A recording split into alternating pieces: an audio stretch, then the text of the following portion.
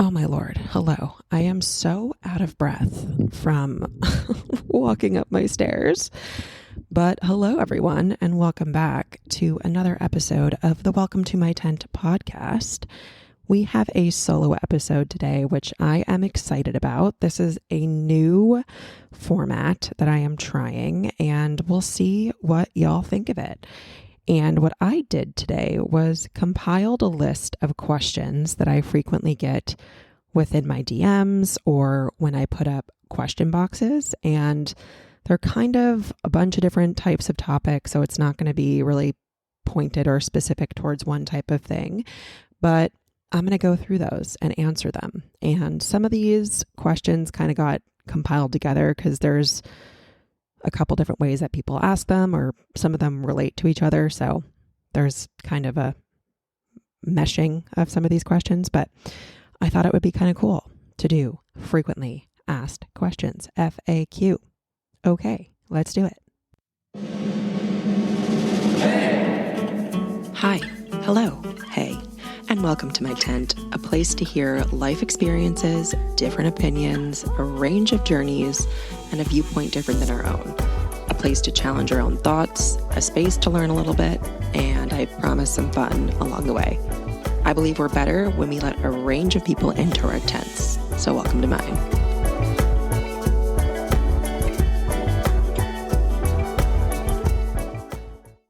Okay, friends, it is FAQ time. I just got a new task management system or organizational system, and it's pretty cool if you ask me, but it's pretty complex, and it's a space for me to have all my thoughts in one place for personal, for business, for programs, for clients. Anyway, that's besides the point, but this is where my notes are for today's solo episode. This frequently asked questions type of thing where I am answering a lot of these daily, weekly, whatever the case may be. They're asked a lot when I put up question boxes or responded to when I share my thoughts on some of this stuff. So I figured I would do 5 questions that I am chit-chatting about with y'all in the DMs on the interwebs. Some of these are kind of interconnected, and I tried to batch them question by question based on like what the topic is. So they're not all related to each other, but you'll kind of see how this flows as we go. So question 1, how do we approach milestones with Ronan? So this is kind of things like first words, first steps, rolling over, whatever the case may be, teeth, all of these things that there are typically age ranges about and timelines for. And the answer to this question is, and how we approach it is we kind of don't. I try not to read too much into it. And what I really realized is there's always going to be the outliers, and there's a lot of comparison in this society over our children. And I know people that have had children walk at 10 months, and I know kids that have walked at 20, and they're both healthy, thriving children. And so in terms of these milestones, when you also look at them, the brackets of age range are also so big for that reason. And I personally put a lot of effort into not trying to get caught up with that and trying to see, is he on track, off track, X, Y, and Z. I will say we also have a pediatrician who is phenomenal, and she's like, listen, I will let you know if I am ever concerned. She kind of doesn't even really play into this whole milestone situation because she's like, kids are whole ass people. And that is what I agree with as well. I think we forget that children are extremely individual, different humans. And society wants them so badly to fit into a box and be this robotic situation. But the reality is all kids are going to be super different, and trying to compare them to a different child or someone who is doing this or that, in my opinion, is not really going to serve us. So what I also think about a lot of times is how different my brothers and I are, even though, well, depending on the depending on the sibling, because y'all know my crazy family. But if we're looking at my brother who has the exact same parents and grew up in the exact same house, we're extremely different people. And we were made by the same set of stuff, raised under the same roof, with the same thoughts and rules and parents, and we still are extremely different people. And that to me is kind of what I feel like with all kids, and trying to foster that within Ronan, of letting him be himself. And of course, giving him the opportunity to learn and giving him the encouragement, but he's basically going to do things when he wants to do them. So I don't really look too much into it. And someone once was like, how many foods has he tried? I'm like, I don't know. I will literally be honest with you. How many words does he know? I don't know. I guess if I sat down and tried to count them, I could, but I don't really put a lot of thought into that, just because I feel like that takes away from his individual. You hear this? You hear this? Am I speaking today? It takes away from his individuality. Anyway, this also got me thinking, because I realized that milestones actually never really go away as we get older. They just get kind of different, and they become bigger life decisions. So when you're a baby, your milestone is a word or a step or trying an avocado. And those things as adults are not necessarily huge things, but things just get more high stakes. And there is so much pressure around a lot of these milestones as we get older. So you're thinking as you're growing up through adolescence, at 16, you're getting your driver's license. At 18, you're going to college and expected to know exactly what you want to do with your life, which is insane.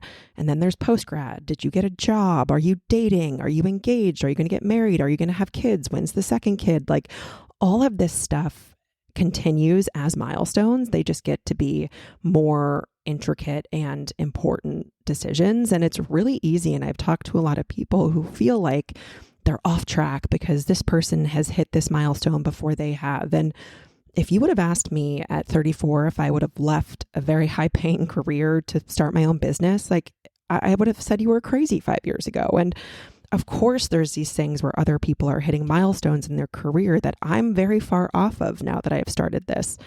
So we're always going to be individual people, and our journey is our path to take. And that starts from birth. And I think we just forget that not all of us are going to be the same people and do the same things, and staying in our lane is part of that. So that's how we approach milestones with Ronan, and even then thinking about it in the broader conversation, milestones of life, just making sure you're aligned to that path that you're on. All right, question 2. This is kind of fun. I get this question a lot, and the question is, why do you keep Ronan off social media, and how do you make that decision? And if you follow me, you'll kind of know he's not completely off of social media. You'll see the back of his head. Very rarely you'll actually see him. But for us, it was a decision that we would very much so limit how much of him was going to be shown on a public platform. So for me, the public piece, and I've said this before a lot of times, it's the public aspect of my account that really freaks me out, is that anyone can come to my page, see all of my content. There's no request to friend. There's really no knowing who is having eyes on that. And the internet scares me, and people are creepy, and you don't know who is putting eyes on that type of content. So the first is like a privacy situation where I just am not comfortable with anyone who has an Instagram being able to see it. And what really freaks me out is that some people get really angry about me not sharing, which actually only makes me want to pull back on sharing him even more, because I don't know why you, random person I've never spoken to, I don't follow, I don't even know your last name, I don't know why you're getting angry that you don't have access to my child's face or personal information about him.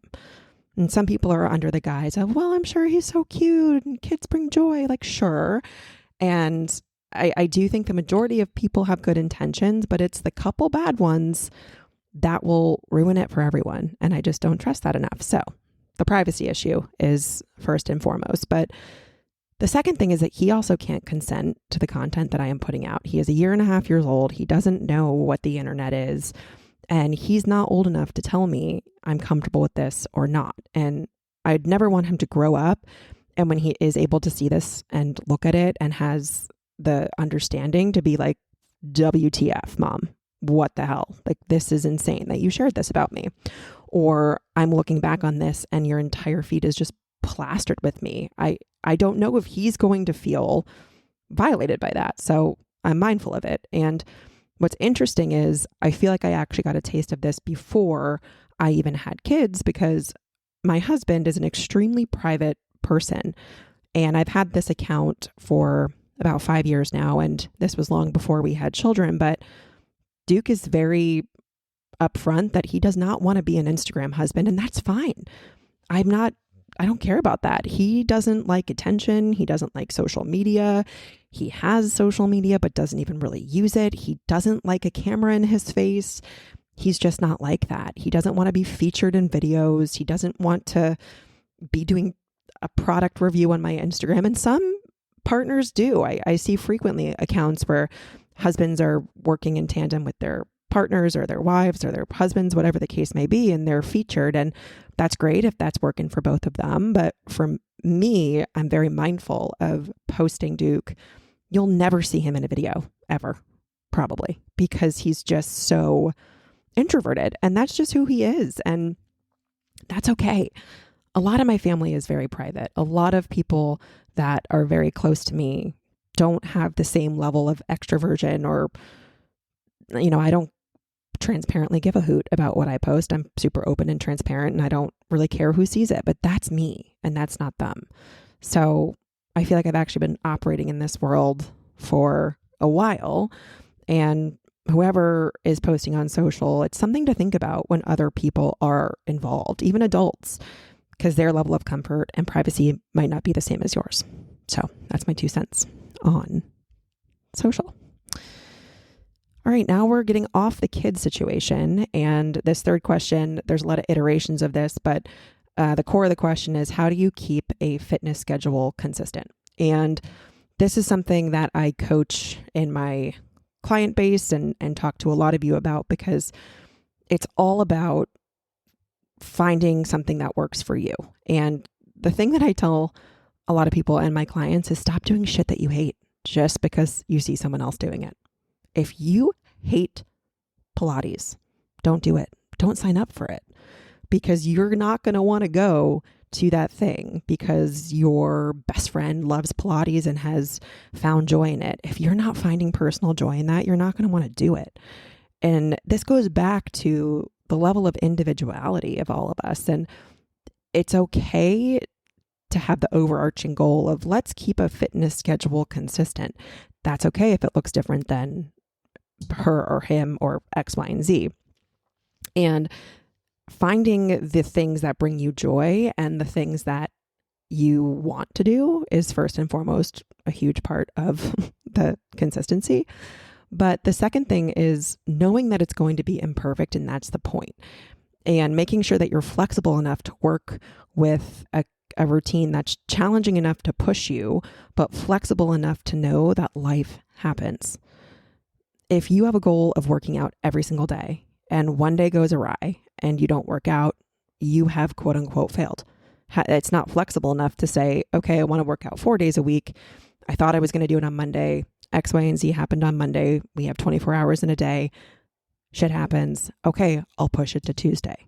So it's a fine balance of flexibility and challenge, where if you're creating something for yourself where you have to put some emphasis and effort behind it, but you also know that life happens. I say this all the time. I feel like I am one of those people who says, next week things will get less crazy. And then they don't. They never do. Everything is crazy all the time, always. So taking that into account in terms of consistency is really, really huge. And the third really important piece to this puzzle is the goal setting process. And this is actually where I see a lot of people, they either skip this step completely or they're not clear enough on the goals and the outcomes that they're looking to have within a fitness schedule or routine. So I work a lot with my clients, and there's going to be some stuff coming out in terms of courses and classes on goal setting in specific, because it is the most important thing, I will argue, to do before you start any type of routine. It's a mix of short-term and long-term goals. It's a mix of making sure that they're subjective and objective, so actually things that you can measure against. So an objective goal would be, I want to take 30 seconds off of my mile run time. A subjective goal would be, I want to have fun while doing it. One you can actually put metrics against, and one is more of a feeling. In terms of subjectivity, you can make it a little bit more objective, of like on a scale of 1 to 10, how much fun did I have? But even having a mix of those, having a mix of metrics, being able to collect data against them, getting really clear on that first is really, really helpful to setting up a routine that you're going to find consistency with. And if you're not happening to find consistency, you can go back to those goals and make adjustments because you actually have all of that set up beforehand. So routine and consistency in exercise. There's that. Same sort of realm. This is question number 4. How do I get into a better routine with reading? I want to read more, but I can't seem to fit it in. I am a big reader, and I'm posting frequently about the books that I have finished or I'm starting, or even polling my audience on what I should read next. And I was not always a super heavy reader. I've read throughout my life, but in the past 4 years probably, I've put a lot more emphasis behind it and focused on wanting to read more, and have been doing that. But like anything, if you want to focus on something, you have to look at your own schedule and your own time management and make time for it if you were not previously making time for it. The hours in the day are not going to magically appear as much as they wish they would. It's not just something that you can tack on if you have not been doing it, because those hours have been allocated. You're going to have to figure out a way to put it into your schedule, which also means maybe adjusting other activities that you are doing. So for me, I like to read before bed. And what I did was I swapped out TV for reading. So instead of an episode, I aimed to read instead. And I didn't do this totally overnight because I had been watching TV to go to sleep for so long, which also is not good for me. I was like, why do I have bad insomnia? And then I would realize I was watching television before bed. Anyway, that's on me. But what I would do in the beginning is maybe watch 15 minutes of a show, do 15 minutes of reading. And there are even nights sometimes now where I'll still do that, but slowly swapping out time of allocating it towards television and then reallocating that time, meaning I give up the TV to read, is just a way that I decided to put that into my schedule.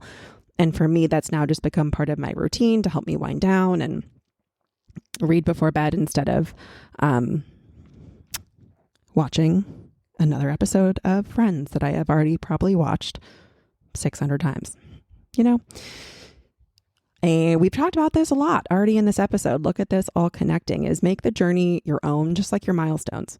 Some people are going to have more or less time. Some people are super fast readers. So don't compare yourself to someone who has more time and maybe a super fast reader and they're reading 10 books a month and you read one. If your goal is to read more and you read that one book, that is going towards your goal. And some people may really love reading and they put 3 hours a day into it when you have shifted your schedule around to make 30 minutes. So like anything, this journey is going to be your own, and being honest with your time and how much you actually want to do is a part of it for any goal. But in specific with reading, how many books a month or a week or whatever you're trying to read shouldn't be compared to someone else, because we're not the same people. You got to find the format that works for you. So this one's big too. If you like a physical book, if you like a Kindle or an iPad with the Kindle app, I love a physical book. I really do. I love bookstores. I love the smell of them. I love holding them. But where I am in life right now, Kindle is just so much easier. And while it sort of takes away a little bit from the reading experience, it's just nicer for me, especially because I do have bad insomnia. So if I have a Kindle, I can stay in bed with all the lights off and not wake up Duke. And I also have the Kindle app on my phone. So if I'm in a waiting room or I have some spare moments, I can pull up the Kindle app on my phone and read a few pages, and it's always with me. I will use a physical book sometimes, especially if I'm on vacation or I have some more time on my hands, but Kindle has been really working for me recently. And maybe you're an audiobook person. I am not. And I think there's some people in the world who like won't consider an audiobook as reading, which I think is bullshit. But there are so many ways to ingest information, whether, you're listening to a podcast, that's an audio. Maybe you're listening to an audiobook. It's still a book. And if that's something that you enjoy and it's a format that's working for you, roll with that, go with it. And find no shame in the genres that you like. I'm a sucker for thrillers and gripping suspenses. I love a good beach read that's just frilly and fun. It has nothing to do with personal development. I have learned nothing about myself in the process. I have educated myself on nada. But for me, reading is fun. And maybe for you, it's about learning. So if your genre is personal development, go for it. If your genre is historical fiction, it's not mine, but maybe that's yours. It doesn't matter what you're reading. It's more about the goals that you have and what you have interest in, rather than what you maybe think you should be doing. Same thing like exercise. Stop doing shit that you hate. I hate historical fiction. I'm sorry if you love it. Mom, I'm sorry if you're listening to this. She loves historical fiction. I find it so boring. So boring.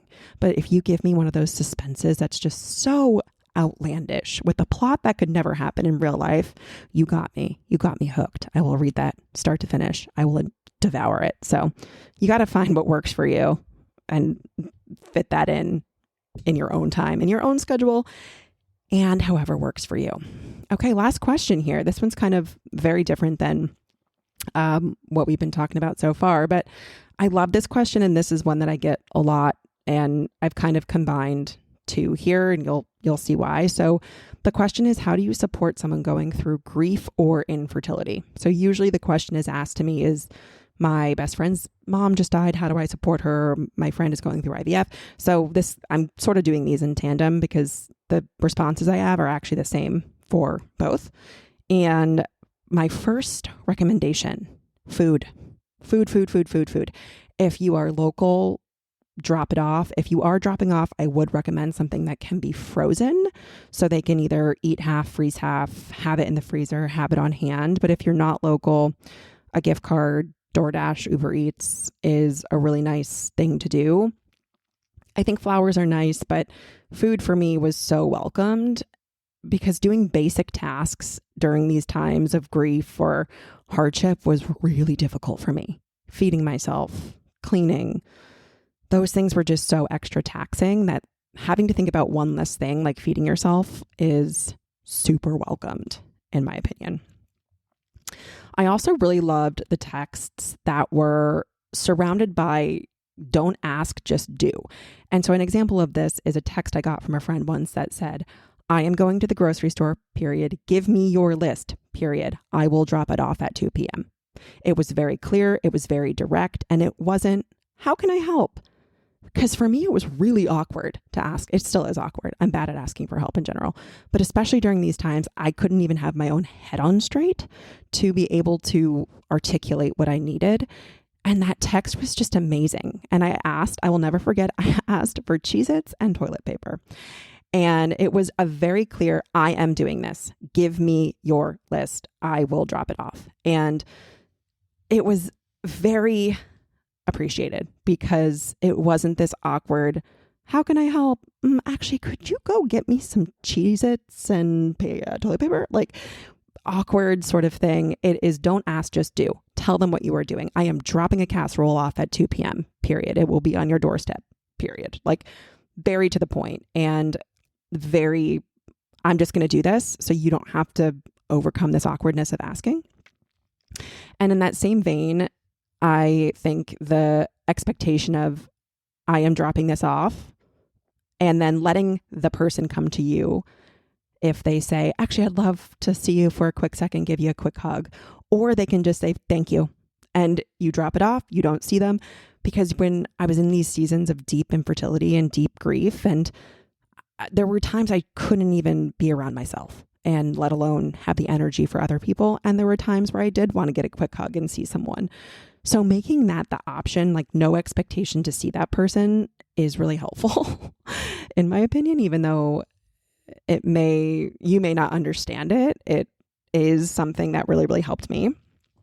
And kind of going in that same light, understand that you can't understand. If you can't, maybe you have gone through something similar, so you are able to relate to that person. But I would say the majority of people in my life could not understand what I was going through after my dad died, or when I was going through infertility, because they hadn't experienced it.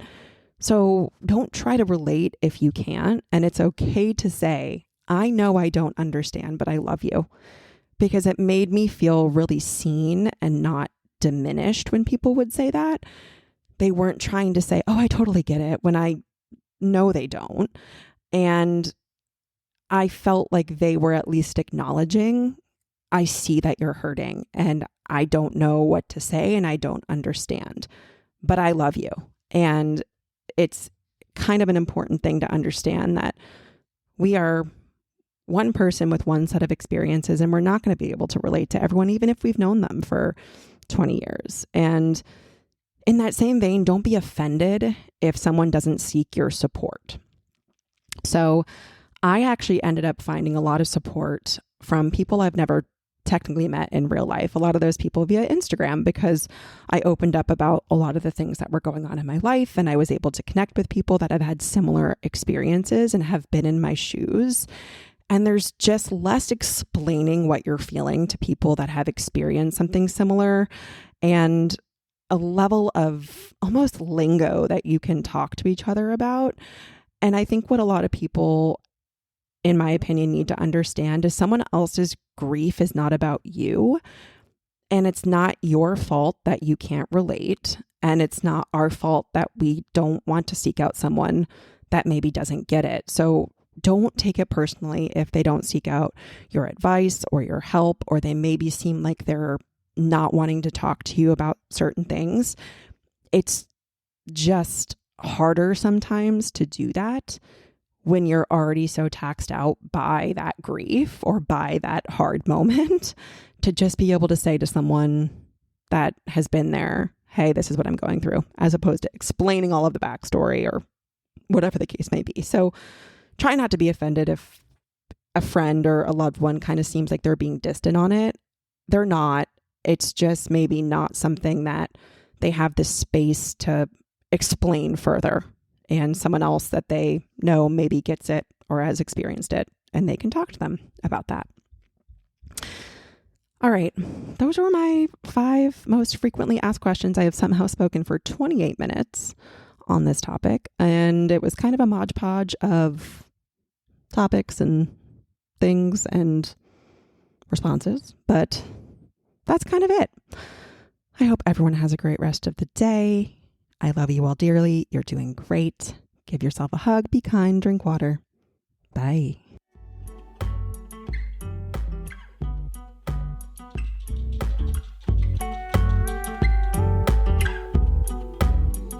Thank you for tuning in to the Welcome to My 10 podcast.